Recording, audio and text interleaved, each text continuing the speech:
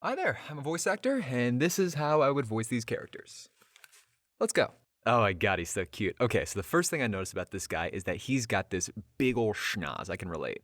So one of the things that we'll do here is we'll bring it up to the nasal cavity. We'll talk a lot like this. This is kind of the thing you get with a lot of your cartoon characters. The other thing that I noticed is that he's just a little itty bitty scrungly. So we're gonna go all the way up here with our voice, and then when we add in that little nasally, we get this little darky voice.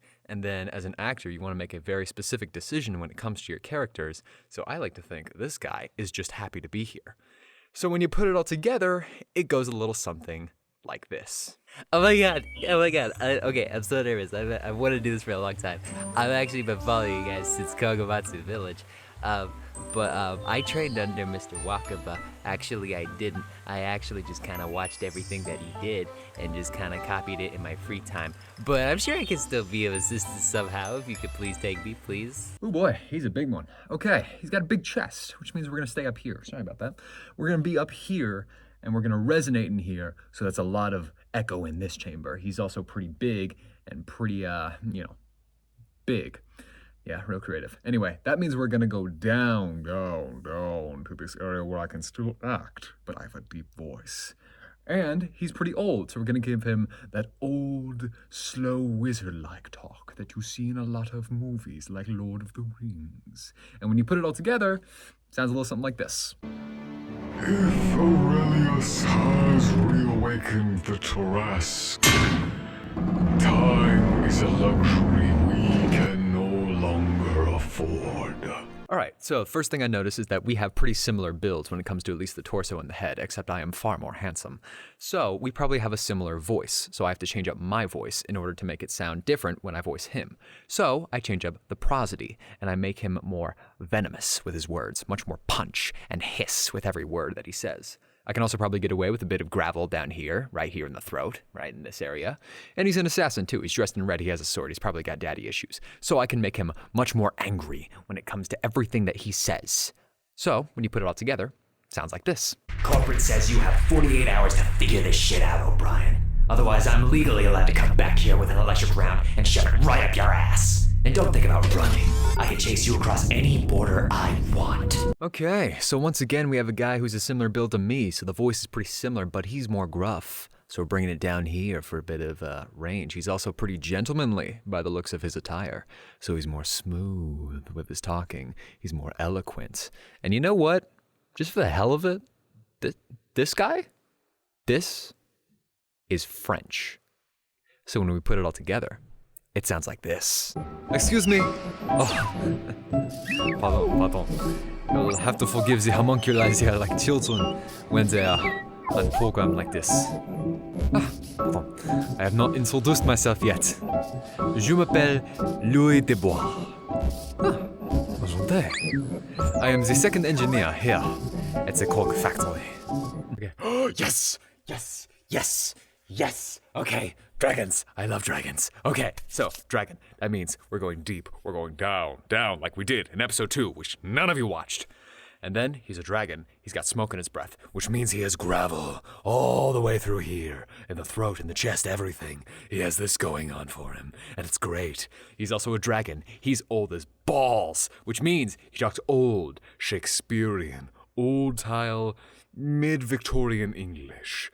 So when we put it all together, it sounds like this. You force your way into my den, steal from my hoard, and then order me to do battle with your foes?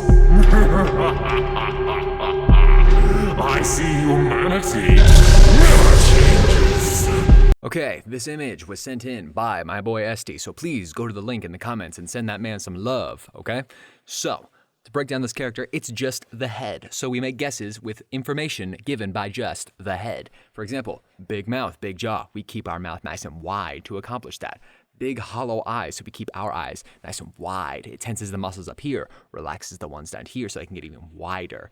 And he looks monstrous and shadowy, so we're gonna give him that up and down inflection that a lot of mischievous monsters have. So when you put it all together, it sounds like this. A rabbit? No, not a rabbit, I'm a hare. Oh, you see, a hare is far more abstract. I can go from this and to this and to this. far more than just a rabbit. Okay, so the number one thing I see is, of course, we have another small character, another itty-bitty little fluff nugget, so we're going up here with our high voice that we can act in comfortably. And then I also noticed that he's among the clouds. He has a cloud in his hand, so we're going to be very breathy and airy with everything he says. He also looks really nervous, so we're going to have that inclination that he's close to crying at any given moment because being out in public is scary and it's not his comfortable place. So when you put it all together, it sounds like this. I'm not trying to say that, sir. All I'm trying to say is that there's 3 more seats that you're taking up, and some of us don't have the legs long enough for this journey. All right, so the thing about characters like this is that this is a robot with no mouth, so you can't make any guesses based on that. However, I'm going to stay in my regular vocal range just to test some things out. I see he's got this little cigarette trail coming out, so I'm not going to do Chainsmoker, but I am going to give my voice a lot more vocal fry to achieve that effect. He also looks old and wise, therefore his prosody is going to be slow and getting to the point until he makes it to it. So when you put it all together, it sounds like this. We thought we could coexist with humanity. We were wrong. Even now, as you attempt to establish peace, I cannot believe it. You are a race that speaks only in violence, a language I wish to no longer speak in. But do not mistake my passiveness for a lack of understanding. I am still very fluent in your language. Well, yo-ho, lads. Looks like we're doing pirates. So here's the thing about pirates. They're not all freaking, yo-ho and a bottle of rum. That's not a thing. That's not how people talk. So the key to doing pirates is just do you, but as a pirate. Doesn't make sense? Well, let me explain. Look at the character, analyze the character, see what the character has. For example, this guy looks adventurous and young, so I'm going to give him that silver tongue prosody that a lot of them tend to have.